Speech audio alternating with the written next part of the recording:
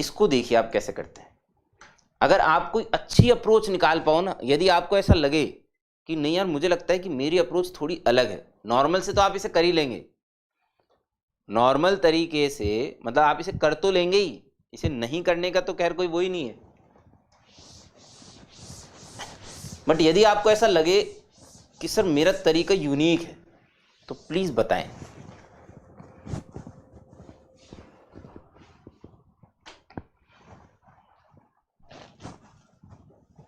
मेरी किस्मत बहुत अच्छी है क्या चक्कर है यार।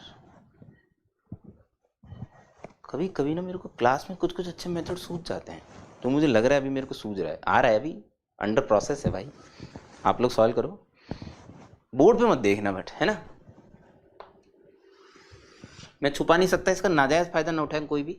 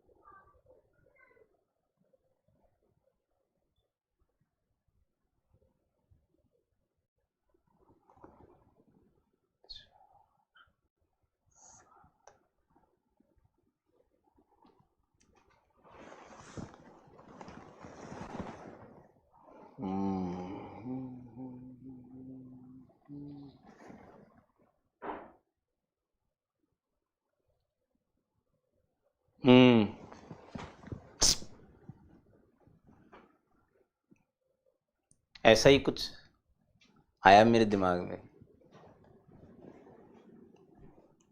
ऐसी मस्ती मस्ती में ना, मस्ती मस्ती में। सुनो सुनो सुनो, जिनको नहीं समझ में आया ना वो भी समझने की कोशिश करना, समझ में आ जाएगा। मतलब मजाक है वैसे, जो मैं यहाँ पे कर रहा हूँ वो मजाक है, चाहे वेक्टर से कर लो चाहे कॉम्प्लेक्स नंबर से कर लो, ठीक है। जो भी मैं यहाँ कर रहा हूँ वो महज एक मजाक है। बेसिकली दोनों कोऑर्डिनेट्स को अलग अलग लेने के बजाय एक साथ लेके चला जा सकता है कॉम्प्लेक्स नंबर और वेक्टर के अंदर, ये उसका प्रिविलेज होता है ना। तो अगर गलती हो जाए तो अपन इसे वापस सॉल्व कर लेंगे, है ना, भावुक मत होना। अगर ये z है और ये 0 है तो ये z/2 है ना। और जब a2 निकालते हैं तो दिस प्लस दिस बाय 2 आता है, तो ये बनता है 1 + 2 टाइम्स z/2²। ऐसे लिखा मैंने इसे। फिर जब मैं दिस प्लस दिस बाय 2 करूंगा, जब आप a3 लिखेंगे, है देखो ना, आप दिस प्लस दिस करोगे 2² उचक के इधर जाएगा, है वो जो मैं आपको चीज दिखाना चाह रहा हूं ना, 3 टर्म की जीपी का सम z/2⁻3। इसके बाद तो गधे को भी समझ में आ जाता है क्या चल रहा है, इसके बाद गधे को भी समझ में आ जाता है क्या चल रहा है। मेरे को अभी, मुझे अभी जो जितना समझ में आया उस हिसाब से, है ना। अब मेरे को a10 तक जाना है, ये a3 की हालत थी, तो a10 में 10 टर्म की जीपी का सम होगा। इसको 2³ - 1 ही लिखा हुआ है एक्चुअल में, ये 2³ - 1 ही लिखा हुआ है, तो वहां 2⁻10 - 1 होगा, यानी 1023 सही है, अपॉन 2⁻10 यानी कि 1024। समझ रहे हो। और z कौन है भाई साहब, z बता दो भाई साहब, z कौन है, 1024,2048। अनडाउटली मैंने थोड़ा अलग तरीके से किया है इसको। 1024 को इससे कर दोगे 1,2 आ जाएगा, 1 मल्टीप्लाई कर लो एक बार तो 1023 और 2046, 1023 और 2046 कैलकाटा आंसर है भाई साहब मेरे हिसाब से। कोई कैलकाटा का सपोर्ट कर रहा है क्या? कर रहे हैं भाई साहब। अब ईमानदारी से बोल देना, अगर आपको आपके आंसर पे कॉन्फिडेंस है तो मैं दोबारा चेक कर लूंगा, क्योंकि मैंने बकर काटी है भाई, मैंने बकर काटी, लेकिन खुश बहुत हूं मैं। अनमोल जी और इशिका जी दिल्ली बोल रही हैं, अगर आप अपने आंसर दिल्ली से वास्तव में बिल्कुल एकदम मरने वाली हालत जैसा कॉन्फिडेंस है अगर आपको, तो मैं दोबारा चेक करने के लिए तैयार हूं, मुझे आंसर पता नहीं है।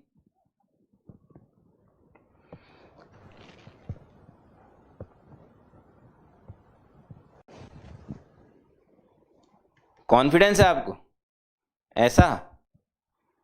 रुको फिर, जब आपको कॉन्फिडेंस है तो देखते हैं फिर भाई साहब। कौन सा डे है भाई आज?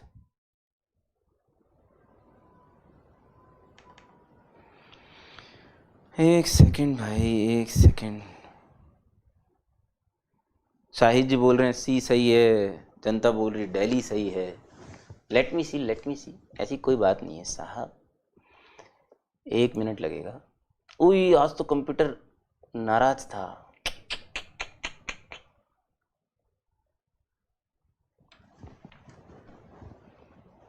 बहुत गलत काम करवा दिया आपने मेरे से। आज कंप्यूटर नाराज था और आपने मेरे से बहुत गलत काम करवा दिया।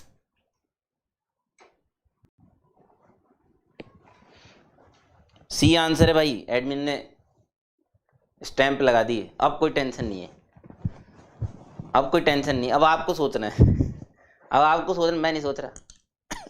अच्छा एडमिन साहब, अभी पीडीएफ शेयर नहीं करना है?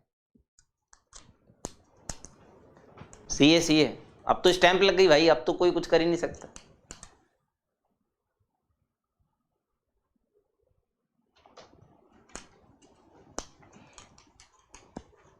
यार इसी का जब भी बोल रहे हैं डी है यार, क्या चक्कर है भाई? अच्छा डी है तो फिर करेक्ट आंसर क्या है ये बताओ। The mid point of A 0,0 B 10242048 है ना, इनका मिड पॉइंट A1 है। फिर mid point of A1 and B, यही किया हमने भी, बिल्कुल सही। फिर mid point of A2 and B, यही किया। अरे भाई साहब क्या बात कर रहे हो यार, नहीं नहीं नहीं, थिंक अबाउट योर आंसर।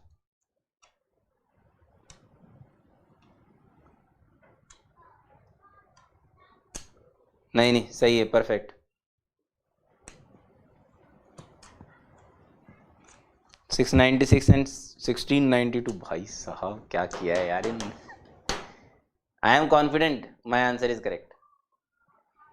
ये मेथड किसी को नहीं समझ में आया है तो एक लास्ट पैसेंजर कॉल मैं बोल देता हूँ। अगर आप में से किसी को ऐसा लगता है कि नहीं सर तुमने क्या किया हमें नहीं पता, मैं एक आइडिया दे देता हूँ आपको। मैंने बेसिकली एक्स और वाई 2 कोऑर्डिनेट रखने की बजाय मैंने उन्हें जेड लिख दिया।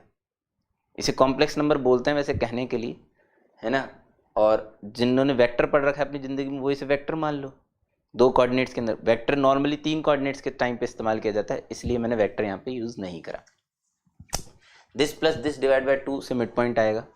मैंने मिड पॉइंट को ध्यान से देखा, आप सिर्फ मिड पॉइंट देखो बस, है ना। या आप ऐसे मान लो कि हम सिर्फ एक्स कोऑर्डिनेट के साथ कर रहे हैं, जो एक्स कोऑर्डिनेट के साथ होगा बिल्कुल डिट्टो वही वाई कोऑर्डिनेट के साथ हो, क्योंकि उधर 0,0 है, ठीक है। तो बाय 2 है। फिर जब इसमें मैं लगा रहा था बाय 2 तो मैंने देखा कि 2 चक्के जाता है तो 1 + 2 बनता है अपॉन फिर 2, एक तो यही बाय 2 का एक 2 स्क्वायर बन गया। मैंने इसे ऐसे ही लिखा 1 + 2, 3 नहीं लिखा मैंने इसे।